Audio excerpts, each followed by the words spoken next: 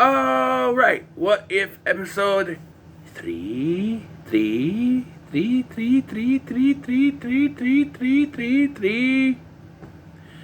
Episode 3.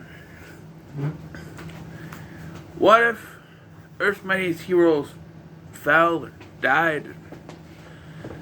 So, this one is a weird one because I didn't know it was happening. Like, I knew the first one was Captain Carter, and I knew the next one was Star-Lord T'Challa, so I didn't know what this one was. It's very weird, but it also confirms, beginning of this, Jeffrey Wright, or the Watcher, confirms that Iron Man 2, Incredible Hulk, and Thor all take place relatively around the same time. So they all take place in 2010. So, yeah, I know it's weird thinking about Incredible Hulk taking place then, but I guess it works.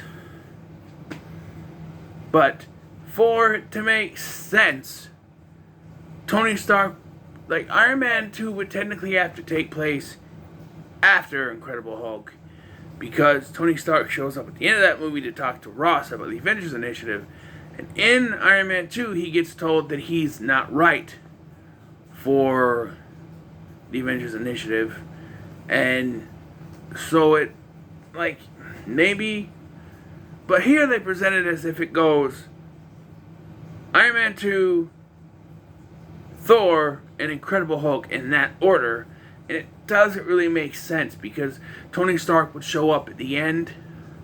And again, I refuse to believe that just because this is a what-if scenario, that events would take place at different points in time. Incredible Hulk has to take place just before the events of Iron Man 2. I'm just saying. Then again, with the way that Tony is in that movie, I don't know. I don't know. So we get the setup. The first of this is Tony Stark. He's in the donut. We get the line, "Sir, could you please exit the donut?" And I watched this with my son. I said that line, and then Nick Fury says it right afterwards, and he looked at me like, wait, what? It's from Iron Man 2. I know that line. And yeah, so they inject that thing into him, which I think is also an Iron Man 2. I haven't watched that in a long time. But this time he dies. And Romanoff ends up getting arrested for it. Why? Look, I know she injected him with the thing, but that was given to her by someone at S.H.I.E.L.D. Shouldn't she be going after whoever it was that made that thing? Just because she injected him with it doesn't mean that she should be the one arrested for it. It makes no sense. It's just a story way to get her to break out and run off to, Incredible Hulk thing. It just doesn't make any sense to me. Next, we have the events of Thor as they develop the hammer.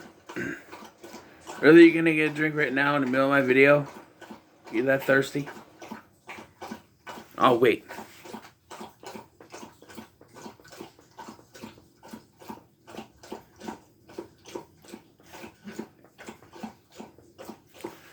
Thirsty dog.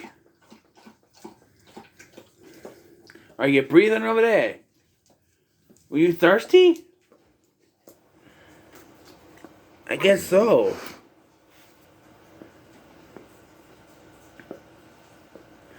So, we get the events of Thor. Coulson finds the hammer. He tells Fury, but there's stuff going on. And then we get the events of Thor. He comes down. Which it kind of jumps, because now we have Thor, showing up to get the hammer. And then Hawkeye, looks like Hawkeye accidentally shoots him. Because, in Thor, he doesn't shoot him, but he shoots him, kills him, and then Hawkeye is arrested, and then they find him dead. What's going on, right? When they reveal what's going on, it's like, oh, why didn't I think of that? It doesn't make sense, all this stuff happening. So, Romanoff is off. She's trying to find out stuff. And I appreciate that they got a lot of actors to reprise their roles. You got Mark Ruffalo, Tom Hiddleston, Samuel L. Jackson,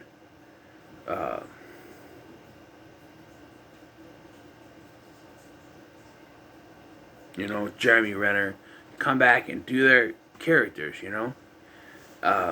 and one other actor that came back that was very surprising, but you'll see. So, Romanoff decides to start looking into some S.H.I.E.L.D. files with the help of Coulson, who gives her password. It's Steve, I love Steve, or something like that. Is that his password, or is that Peggy's password? Who knows? And, hey, well, we lay in my bed. I gotta lay there tonight, man.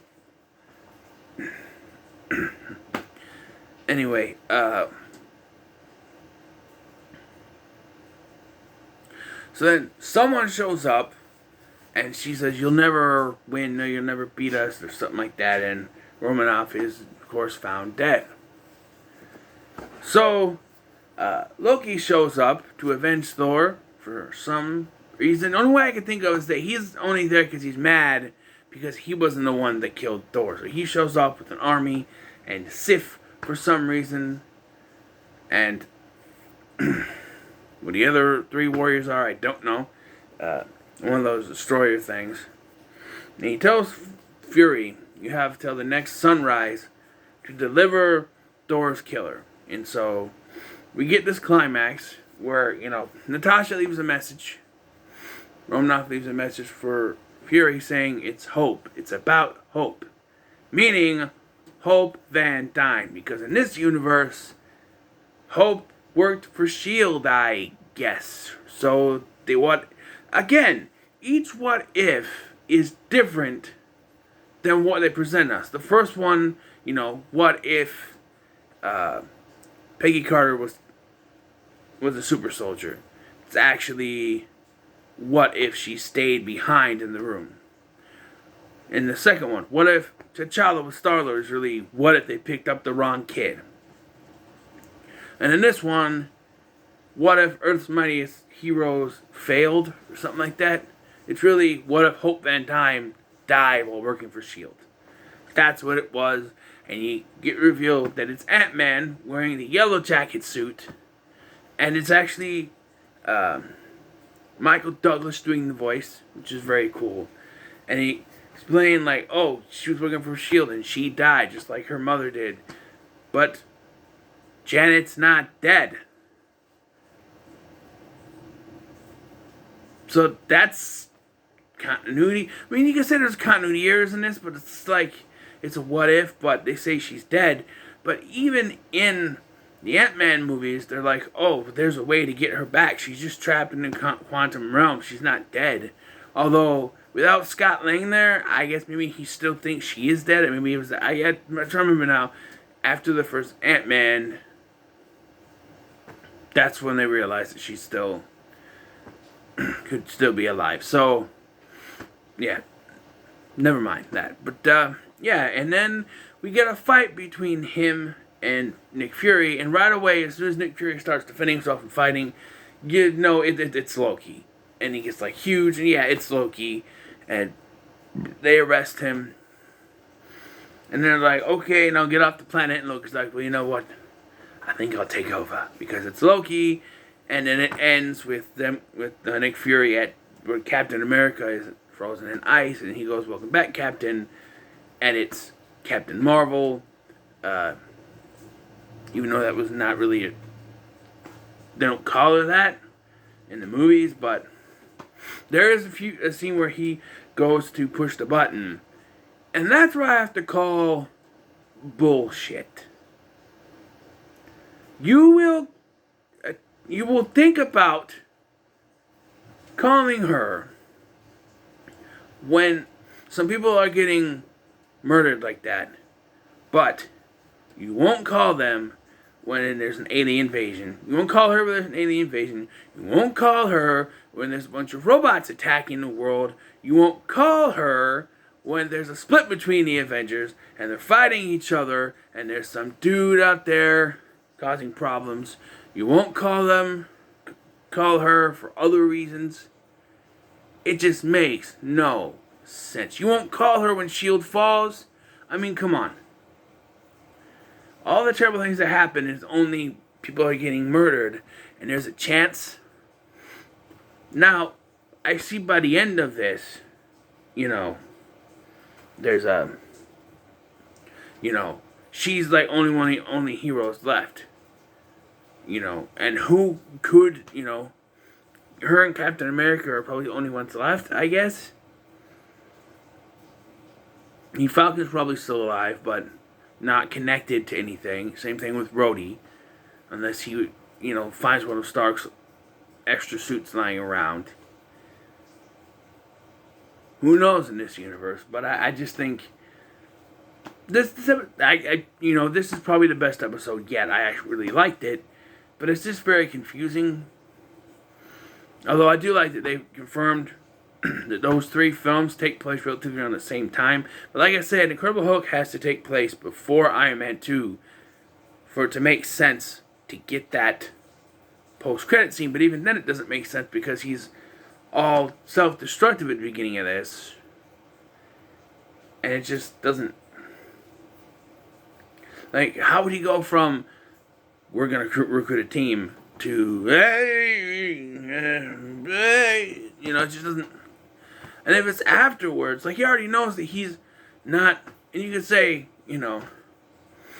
that what he learned in this, but he wouldn't be going to recruit General Ross because he was told Tony Stark not fit for the Avengers Initiative.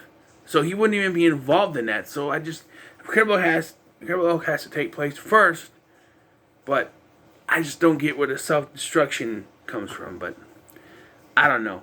But this was a good episode. I can't see what's next. Next is like an evil Doctor Strange type thing, so we'll see. But yeah, so what are your thoughts on episode 3 of What If? In the comments below. Make sure to like, share, and subscribe. Thank you for watching. I've been Scotty, and I'll see you in the next one.